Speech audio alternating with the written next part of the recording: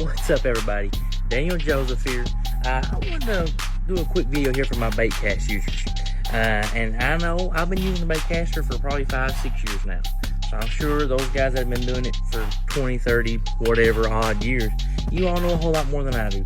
But this is more for my newer guys, I guess, just getting in the hang of this. I'm going to share with you what I know about them. This is the Duck It Paradigm Jacob Wheeler Series reel with the Duck It Fishing Jacob Wheeler Signature Series rod.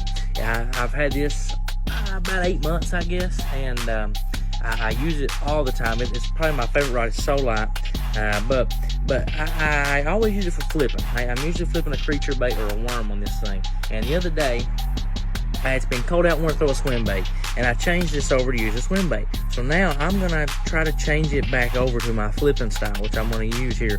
Coming up real quick, springtime's coming, and I want to show you all exactly how I'm gonna set this thing up for my style of fishing, which is more of the flipping and pitching. And so I'm gonna try to go over this this bait caster real quick and try to explain to you all just kind of how it works. There's a lot of buttons on this thing.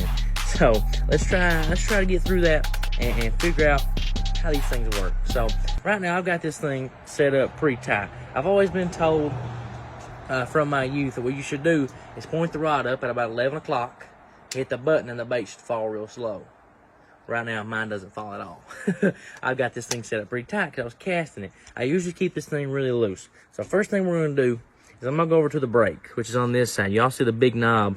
And I'm right-handed, so this is the right-handed side of the reel. So on the left-handed side, there's a tension, there's the brake system on here. So what I'm always gonna do, this is how I always set mine up. I just learned this when I share this with you all. Is I always set it, there's a minimum and a maximum. I'm gonna go all the way to minimum. That means there's minimum brakes on this thing. So now what I'm gonna do, I don't leave it right there. I go up 2 notches. I go up 2 notches on the minimum side, just to make sure that this thing it has just a couple breaks, but not many. But that means you got to be pretty quick on the draw. But still, this thing isn't falling good. So why just set my brakes, Daniel? Why isn't it falling better? Well, that's because we have a tension knob right here behind the reel. Right behind the reel handle. You see this right here? That's your tension knob. Now, what I'm going to tell you is when it comes to the brakes, you're going to leave the brake. You're going to set it. You're not going to touch it. Don't touch it again unless you're changing baits. Do not touch this thing. This thing needs to stay set. Now what you can play with is the tension knob, your tension knob. So this thing, for me, I've got it way tighter than I want it to be.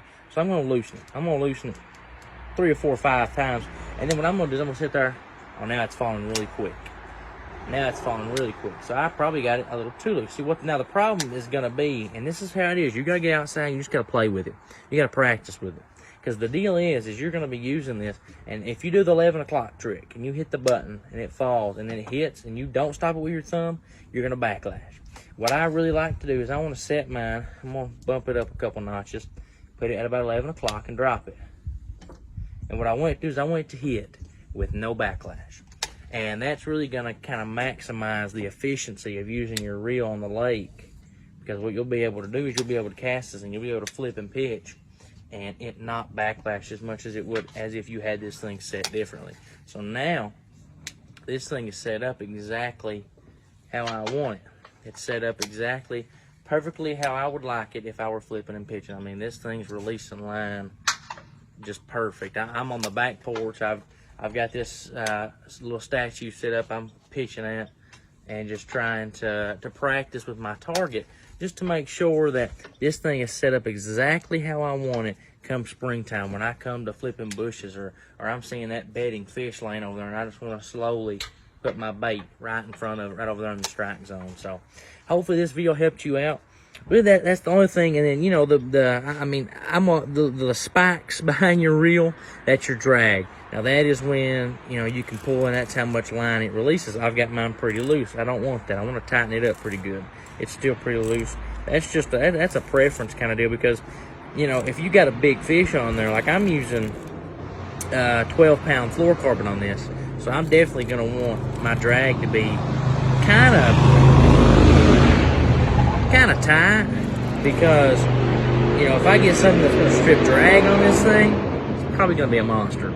So, you know, there's all your knobs, and then of course you have the line release button. Everybody knows what that is, your reel. But then you have your brakes and your tension knob and your drag, and that's really all there is to a bait caster.